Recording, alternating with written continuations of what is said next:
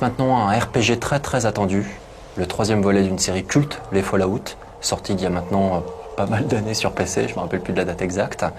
À l'époque c'était développé par Black Isle Studio, donc édité par Interplay. Le studio est depuis fermé, Interplay depuis n'existe plus, donc c'est maintenant Bethesda Softworks qui a récupéré la licence, et Bethesda étant les développeurs de Morrowind. Donc le jeu là passe d'une esthétique 2D à une esthétique 3D, donc beaucoup de questions de la part des fans. Qu'est-ce que va valoir le jeu? Est-ce qu'on va retrouver un petit peu l'esprit originel, toutes les petites touches qui ont fait le charme des deux premiers épisodes, des deux premiers Fallout.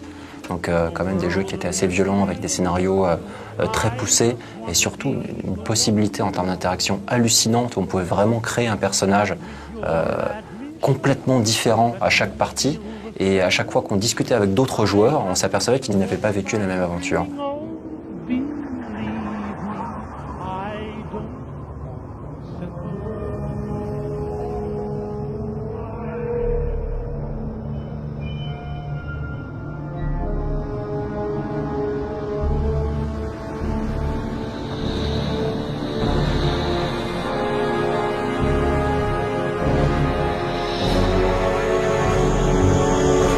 J'en dis pas plus.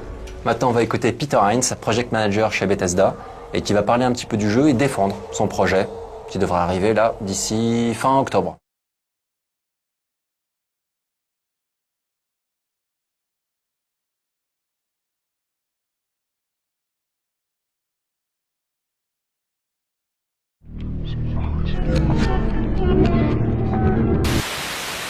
Fallout 1 et 2 ont clairement marqué l'histoire du RPG PC. Ils permirent entre autres aux réalistes virtuels d'échapper enfin au contexte médiéval fantastique présent dans 90% des RPG, Ultima en tête.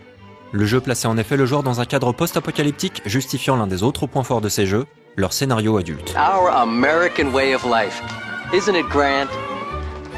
Peace, freedom, and bacon and eggs. Seems perfect. But what if it's not? Friends, your future may not be as secure as you think.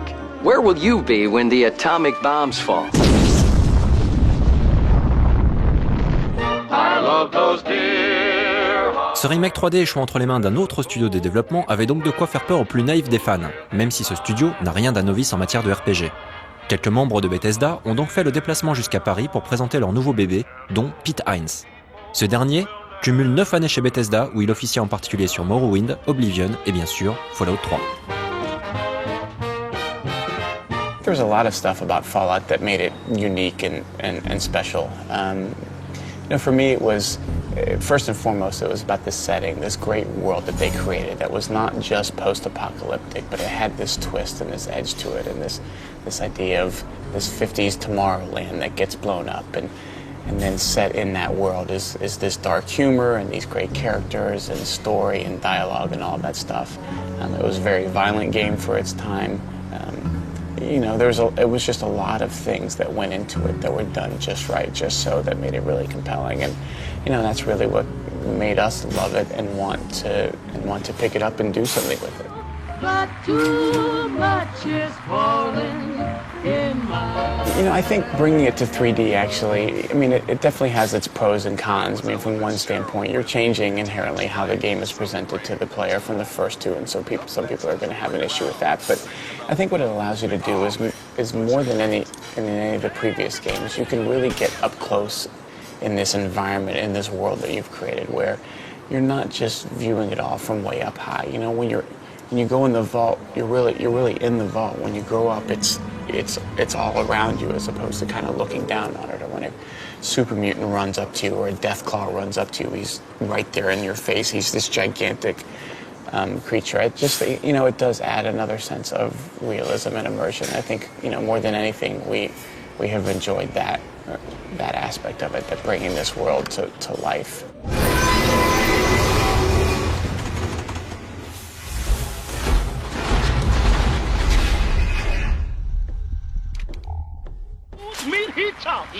Si un détail a immédiatement fait tiquer les fans des précédents Fallout, c'est bien la présence de séquences de tir en temps réel, faisant a priori ressembler Fallout 3 à un banal FPS. The combination of real-time and turn-based, we did want to have it be as a throwback to the original Fallout, something that that you had a chance to pause time. So you can play in real time just like you would any action game, any first-person shooter. The controls are the same. They're very much similar to our previous games. But you can also press a button and stop time and take a look at any enemies that are around, and you can use action points to queue up moves to target different enemies and different body parts, and then you press a button and we play it all back to you using this camera system that we have, where we show you different angles of the combat to kind of, you know, have some fun with it and make it different, where instead of seeing it the same way every time. So using real time in this pause mode, VATS, it does allow the player to mix up and decide how much of the game they want to play in real time and how much they want to use VATS, and your action points will come back slowly over time, so you have to make some choices about, you go into VATS mode and you use it, and then you have to wait a little bit before you can go in again, and I think it's a nice balance.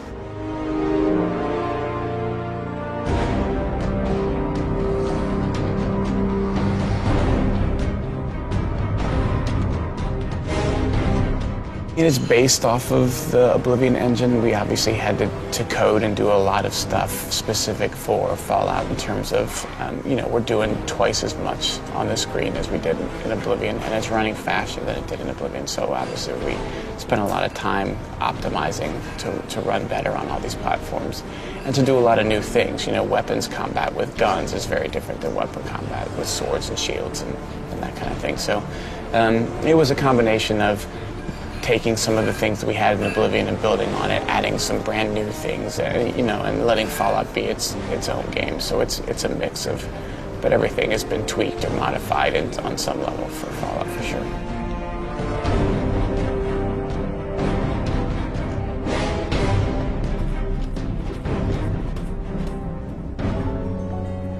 Fine, I'll do whatever you want. Just please, for God's sake, stop with the nagging.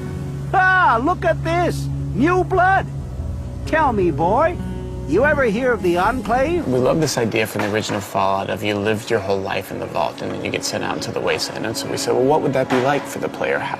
Let's let them go up in the vault and have that be the only thing that they know. So you start the game and you see yourself being born. And your dad looks over the nurse's shoulder and says, well, is it a boy or a girl? And that's where you get to pick whether you're a boy or a girl. So it kind of nicely flows with watching yourself grow up and making choices as you grow up. You get to pick what you look like. You get to pick, what kind of things you want to be good at in terms of your abilities, your specials. Are you going to be particularly strong? Are you going to be smart? Are you going to be, have high endurance, whatever it is.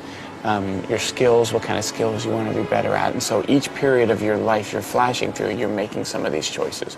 When you're 1, when you're 10, when you're 16, and then when you're 19 and you wake up and your dad, who has been there for you at every point that you flash through, is suddenly gone. He's left the vault. And that's your jumping off point for leaving the vault as well. Why did my dad leave me behind? What was so important? He had to, had to go and leave his only kid behind. And that's really when you head out into the wasteland. And then from there, it's up to you what you want to do with this character you've created. Les doutes quant à la filiation Fallout 3 restent présents, mais on peut tout de même espérer que l'expérience de Bethesda donnera naissance à un 3e épisode marquant, sinon fidèle. Bon, en tout cas c'est vrai que visuellement c'est très impressionnant. On sait qu'ils sont capables de faire de bons RPG, donc avec Morrowind. Maintenant, espérons qu'ils aient su conserver l'esprit des 2 premiers Fallout.